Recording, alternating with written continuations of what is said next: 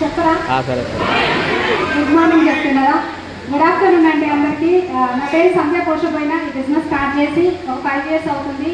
నిజంగా ఇంత మంచి అవకాశం తీసుకోవడం అనంటే 5 సంవత్సరాల ముందు ఒక సింపుల్ హోమ్ మేకర్ని.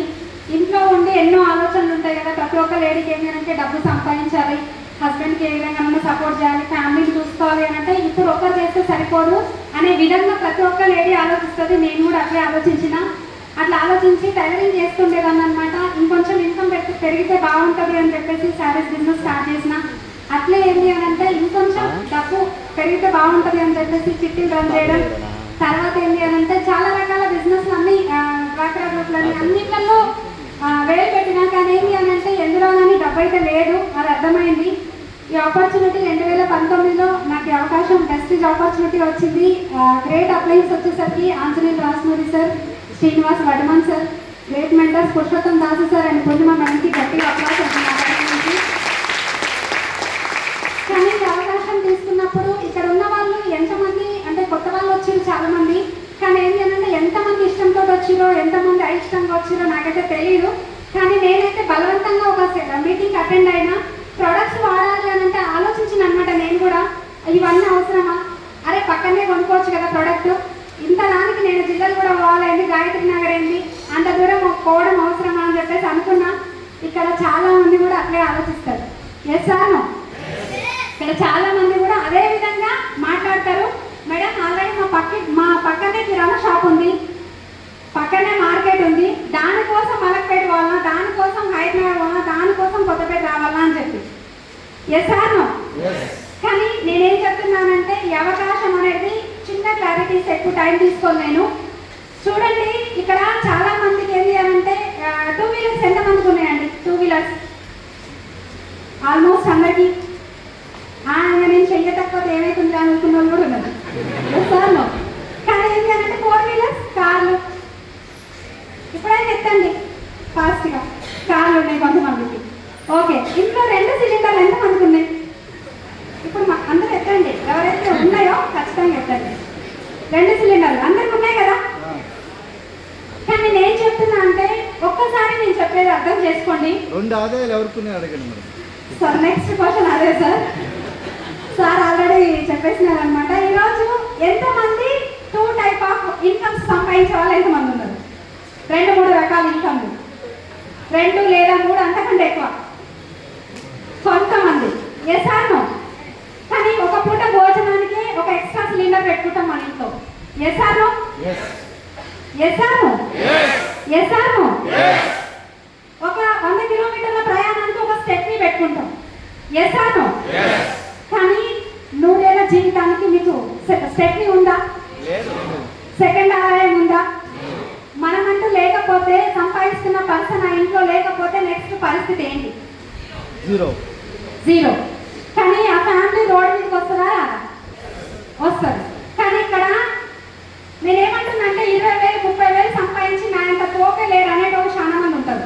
వేసాను, ఎందుకంటే అందులో నేను కూడా ఒకప్పుడు. కానీ ఇప్పుడు చూస్తే ఏంటి అని అంటే ఇక్కడ మీకు ఎన్నైనా క్వశ్చన్లు ఉండొచ్చు, ఎన్నైనా ప్రాబ్లమ్స్ ఉండొచ్చు, ఎంతైనా నాలెడ్జ్ ఉండొచ్చు. బయట కానీ ఇక్కడ కానీ ఇంకెక్కడ కానీ ఎక్కడైనా సరే మీకు 100 మంది 100 రకాలుగా చెప్పేటోళ్ళు కూడా చాలా మంది ఉంటారు. ఈ అవకాశాన్ని తీసుకున్న వాళ్ళు నెల రోజులు అవుతుంది, 2 నెలలు అవుతుంది, 6 నెలలు అవుతుంది. కానీ ఇంత బతుకు సబ్బులు అమ్ముతావా? లేదు అని అంటే ఇలాంటి దానికి నువ్వు ఈ బిజినెస్ చేయడానికి, సబ్బులు అమ్మడానికి నేను ఇంత సరిపించినామా? నువ్వు చేస్తున్న జాబ్ ఏంటి, ఇక్కడ తీసుకున్న నిర్ణయం ఏంటి అని ఆలోచించే వాళ్ళు అనేవాళ్ళు మన వెనకాల చాలా మంది ఉంటారు. Yes or no?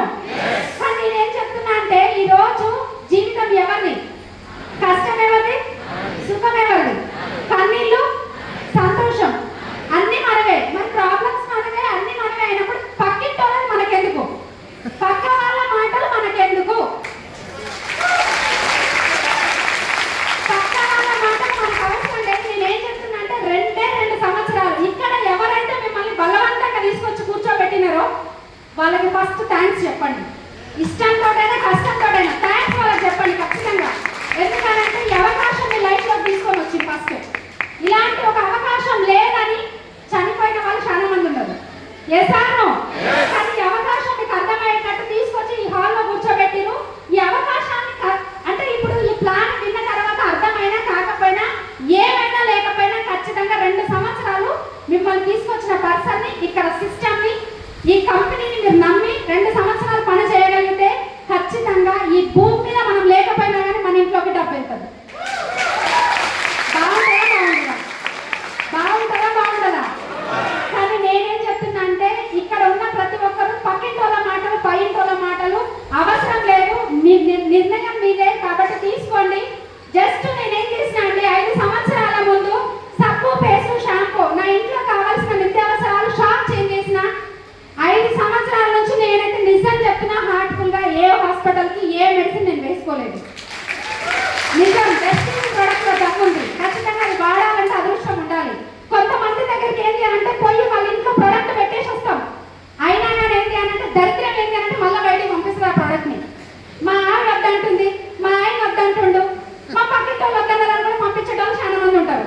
అలాంటి వాళ్ళని పట్టించుకోకండి. మీకు రియల్ డ్రీమర్స్ వస్తారు.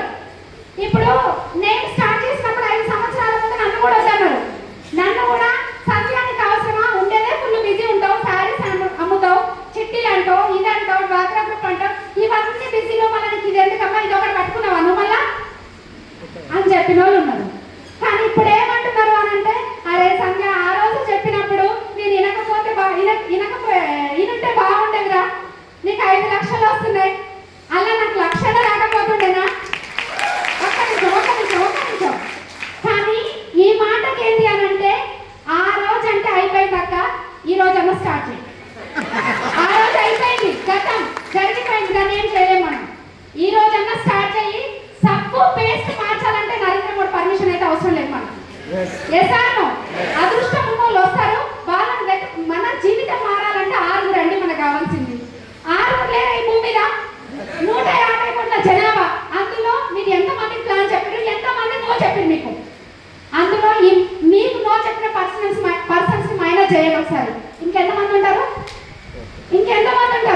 నేను లెక్కల్లో వీక్.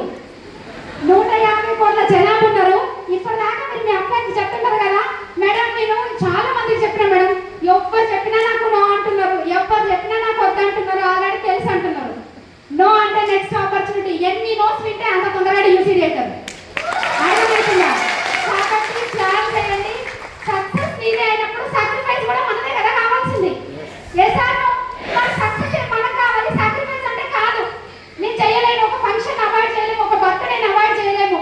కానీ ఒక సబ్బు, ఒక ఆయిల్, మన ప్రొడక్ట్ మనం వాడాలంటే ఆలోచిస్తూ ఉంటాం.